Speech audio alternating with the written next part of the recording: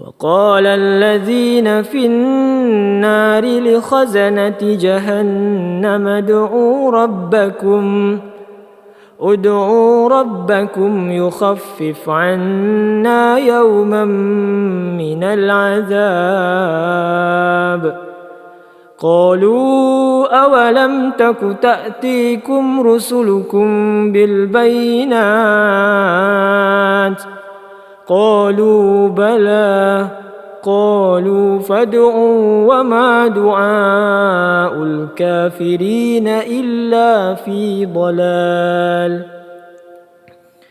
إنا لننصر رسلنا والذين آمنوا في الحياة الدنيا ويوم يقوم الأشهاد يوم لا ينفع الظالمين معذرتهم ولهم اللعنة ولهم سوء الدار.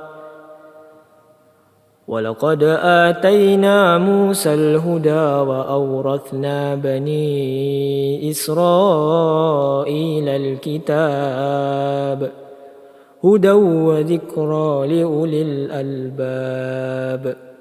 فاصبر إن وعد الله حق واستغفر لذنبك وسبح بحمد ربك بالعشي والإبكار. إن الذين يجادلون في آيات الله بغير سلطان أتاهم إن في صدورهم إلا كبر ما هم ببالغيه